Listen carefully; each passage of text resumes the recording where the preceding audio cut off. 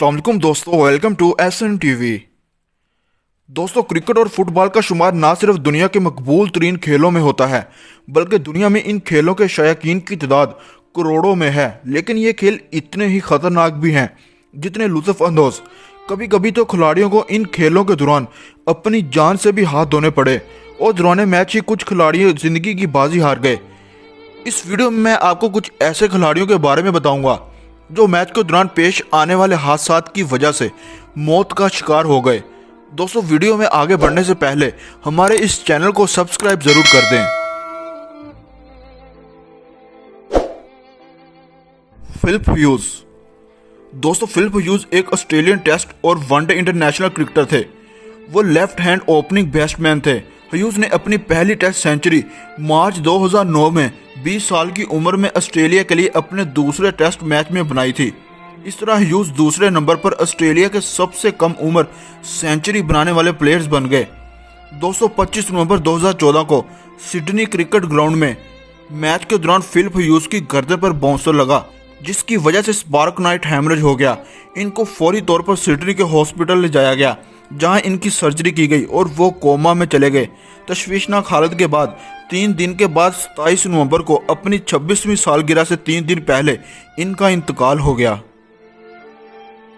Cristiano junior. दोस्तों, Cristiano junior Hindustan में सबसे ज्यादा मुआवजा लेने वाला फुटबॉलर था। इसने 2004 में डैम्पो के लिए साइन अप किया था। वो रिसेंटली कोलकाता के मशरकी बंगाल से ट्रांसफर होकर डैम्पो मुंतकिल हुआ था, जहां इसने हिंदुस्तान के मशहूर फुटबॉलर बाइचिंग भूटिया के साथ मिलकर एक एलियन स्ट्राइक पार्टनरशिप कायम की थी। इसकी टीम ने 2003 और 2004 की सीरीज में लीग का टाइटल भी जीता था। जूनियर फेडरेशन कप के फाइनल के दौरान मोहन बागान के गोलकीपर सप्रत पाल से टकरा गया। चोट ज्यादा लगने की वजह से इसे फौरी तौर पर हस्मत हॉस्पिटल भेज दिया गया। क्रिस्टियानो जूनियर को ग्राउंड से बेचने के बाद भी मैच जारी रहा।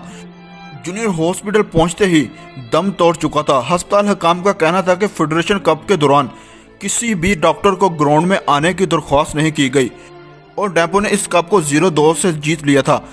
बंगाल अस्पताल में किए गए पोस्टमार्टम की रिपोर्ट के मुताबिक फुटबॉलर की मौत दिल का दौरा पड़ने से हुई थी। इस हादसे के बाद गोलकीपर पॉल को 2 माह के लिए मुअत्तल कर दिया गया था। अंकित कैशरी।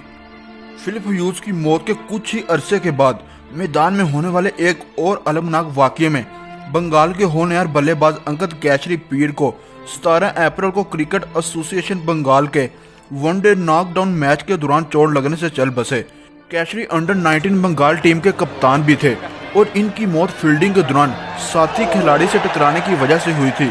टकराने की वजह से कैशरी के मुंह से खून आने लगा और वो बेहोश हो गए और इनको हॉस्पिटल लाया गया। हॉस्पिटल में 3 दिन रहने के बाद इनकी मौत हो गई।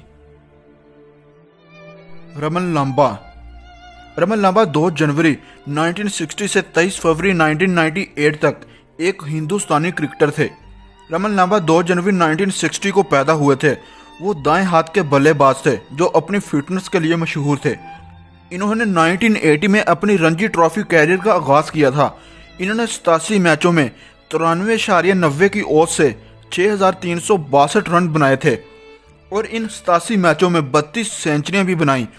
1995 में दिल्ली में हिमाचल प्रदेश के खिलाफ इनके कैरियर का सबसे बड़ा मैच, जिसमें 312 रन बनाए थे और दिल्ली में 1995 में 10 मैचों में 3 सेंचुरियां और 4 हाफ सेंचुरियों के साथ मजमूई तौर पर 1034 रन बनाए थे। फर्स्ट क्लास क्रिकेट में इन्होंने 93.80 की औसत से कुल 8,776 रन बनाए हैं और इनकी 175 इनिंग्स में 31 सेंचुरियां और 27 हाफ सेंचुरियां शामिल हैं।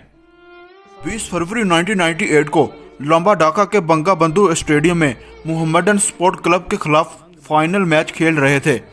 लांबा को हेलमेट पहनने का भी कहा गया था, लेकिन उन्होंने सोचा कि यह गैर जरूरी है, क्योंकि जब उन्हें पोजीशन पर जाने को कहा गया तब ओवर्स की सिर्फ 3 गेंदें बाकी थीं और वो अपने साथियों के जरिए करीब से फील्डिंग करते वक्त हेलमेट का इस्तेमाल बहुत कम करते थे। शॉट इतना खौफनाक था कि बाल इनके सर से टकराकर विकेट कीपर खालिद मशहूर के दस्ताने से जा लगा। अगरचा चोट खासी संगीन मालूम नहीं होती थी, लेकिन लांबा को अंदरूनी हैमरेज हुआ और वो कोमा में चले गए। नई दिल्ली से एक न्यू सर्जन को बुलाया गया, लेकिन तमाम कोशिशें रायगा गईं। 3 दिन के बाद इनका वेंटिलेटर हटा दिया गया था और लांबा को मुर्दा करार दे दिया गया। मिकलोस फेहर।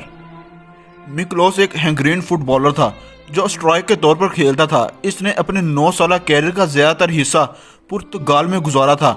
4 क्लबों की नुमाइंदगी करते हुए इसने मजमूई तौर पर 80 गेम्स और 27 गोल किए थे।